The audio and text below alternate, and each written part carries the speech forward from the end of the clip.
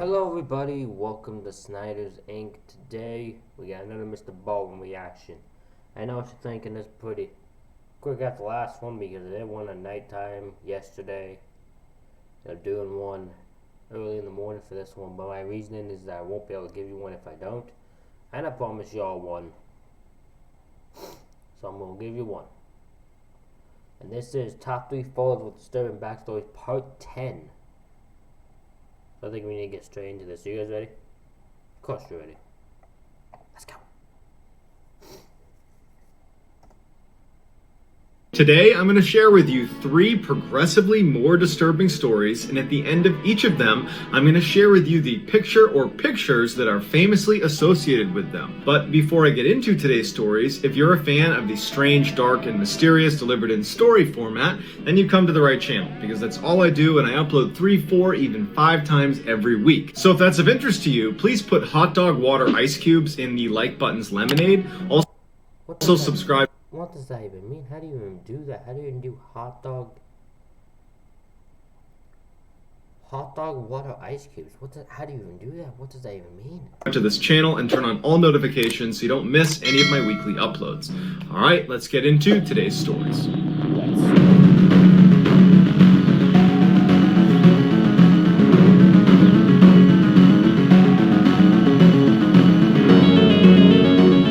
3 minutes.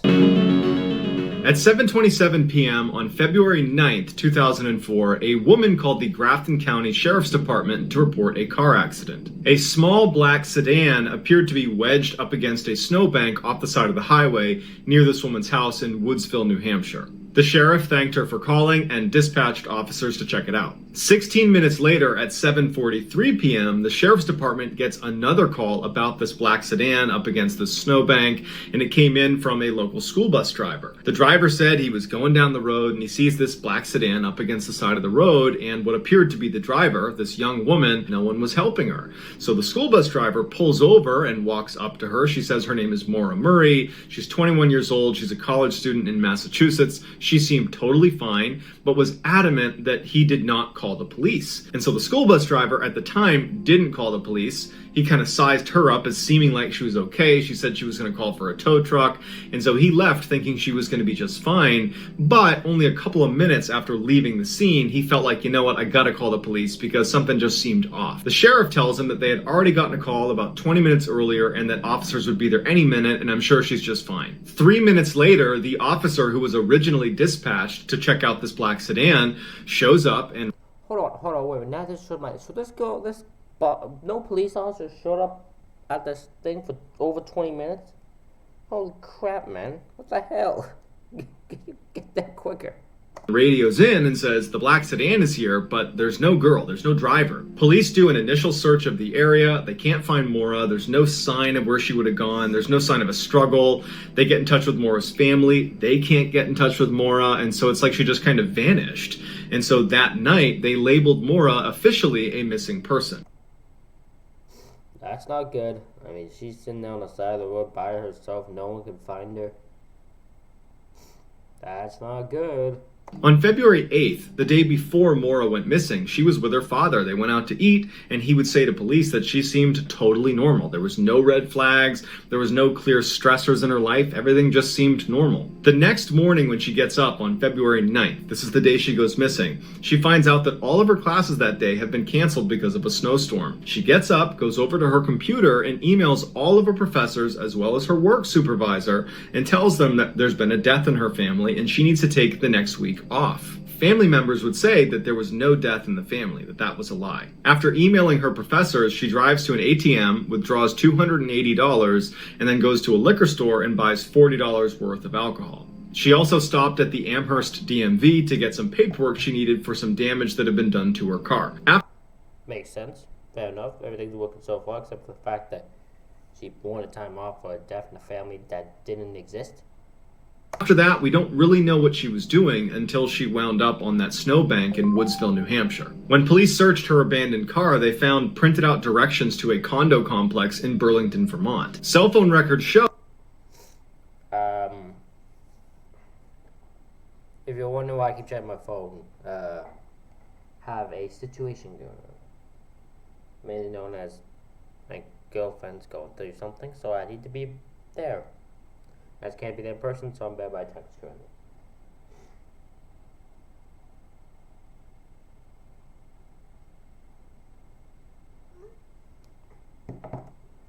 Maura had placed a call to one of the owners of a condo that had been put up for rent, but Maura had not indicated to anyone in her life that she was looking to rent a condo in Burlington, Vermont. Maybe she decided on the fly. There's some people who decide things on the fly. It's probably a really bad thing to decide on the fly, but it can happen. Nor had she indicated to anyone that she might be traveling to Vermont for any reason. When they searched her dorm room, all of her belongings had been packed and her room had been meticulously cleaned. It was clear that she was getting ready to leave her dorm, but this is mid-semester. There's no reason she'd be leaving prematurely. And on top of her belongings in her dorm room was this typed up note to her boyfriend detailing all of their relationship issues. It wasn't a breakup note, but it was definitely something close to that.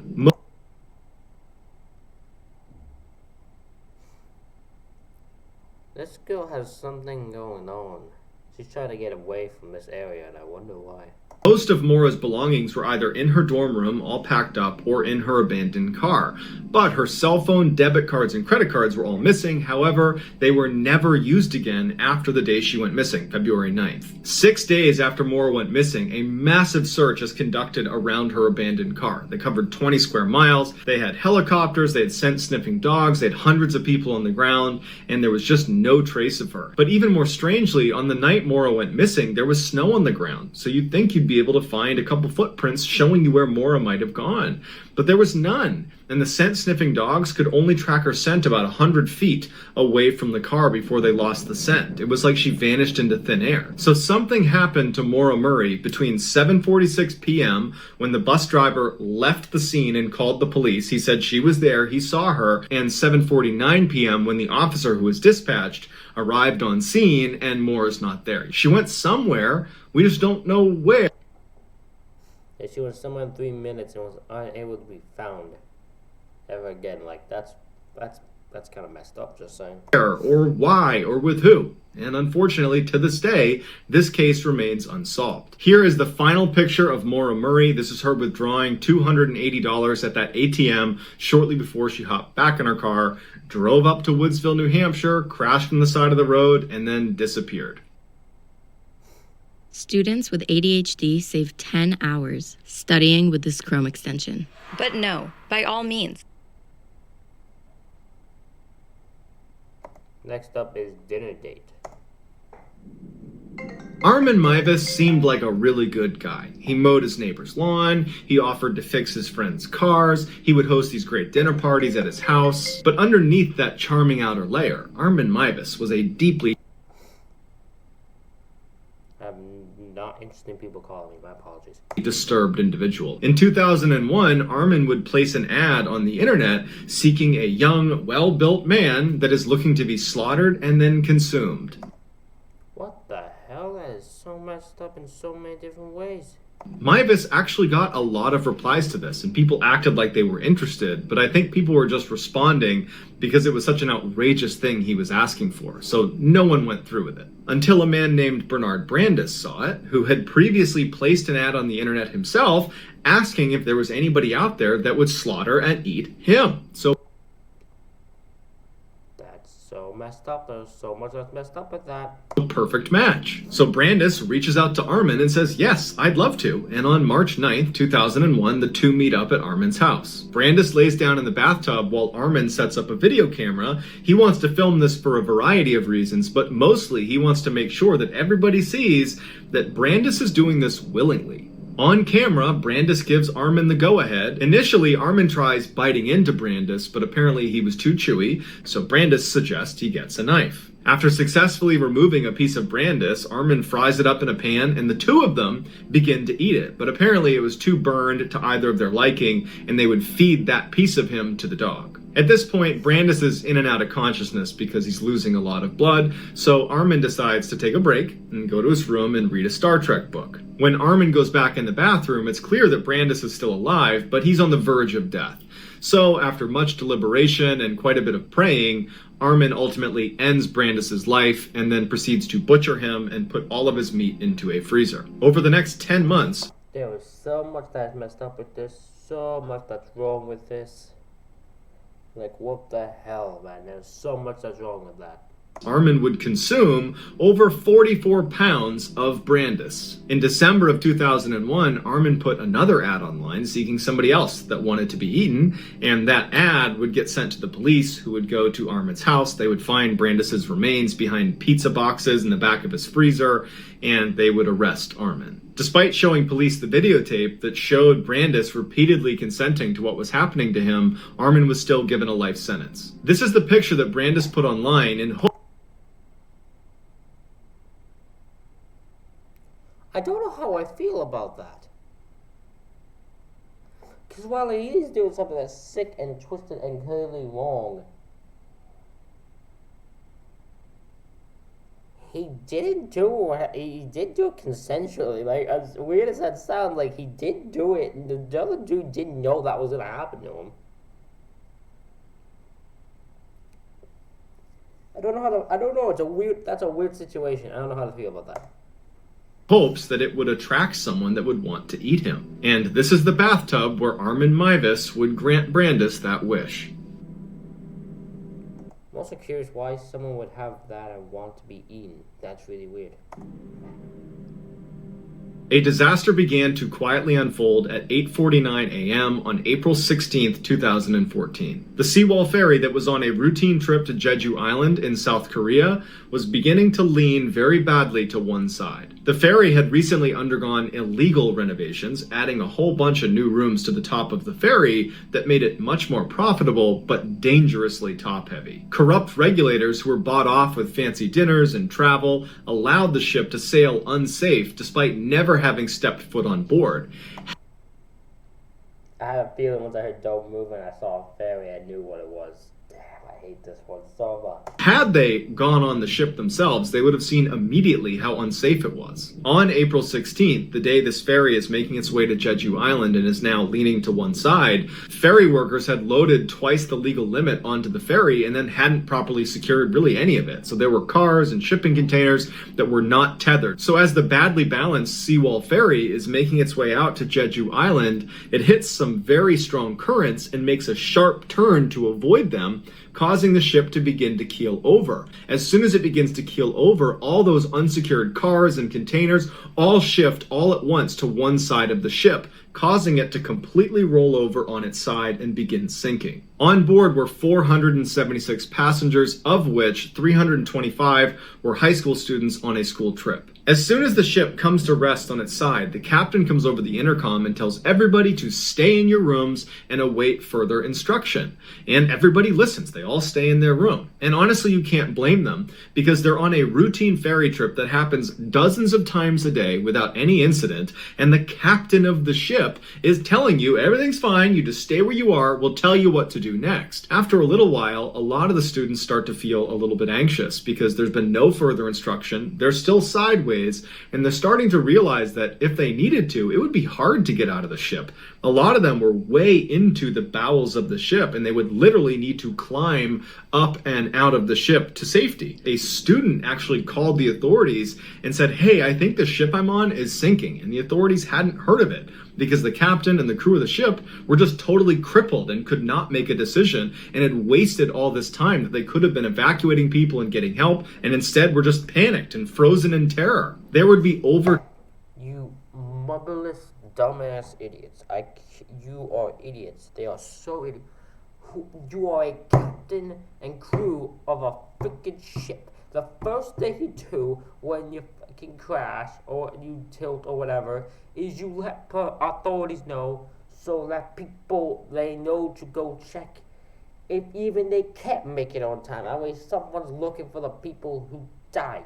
You don't just sit there frozen, not sure what to do. What do you mean you don't know what to do? There was a simple answer. You call authorities. You freaking idiots.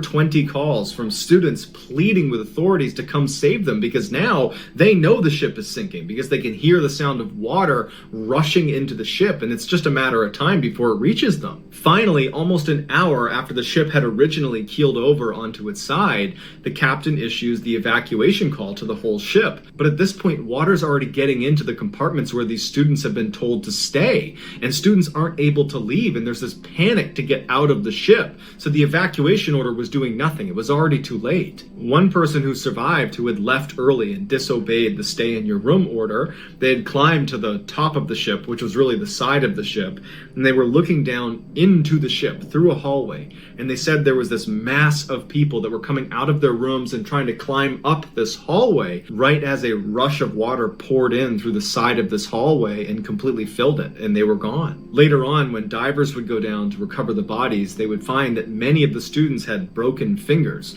from desperately trying to climb up those hallways when water was pouring in on them. After the divers recovered the bodies, investigators began going through their cell phones to get some sense of what happened. And on their phones were these tragic pictures and videos of these students staying in their rooms like they were told to do, just waiting for their captain to give them further instruction that never came. The captain actually abandoned ship right after that 9:30 call to evacuate came, when hundreds of students were still down below. He left the ship, so they were totally on their own, just waiting for help that never Oh, yep, captain better have been arrested. Oh, that captain better have been arrested.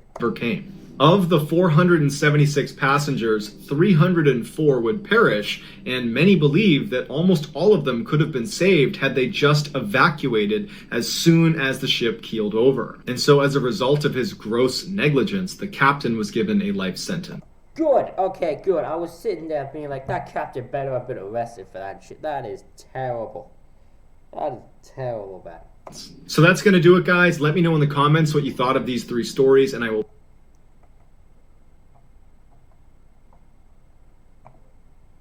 Ladies and gentlemen, that is it for this reaction video. I am so glad that captain got arrested, because that captain is an asshole for doing what he did to those kids.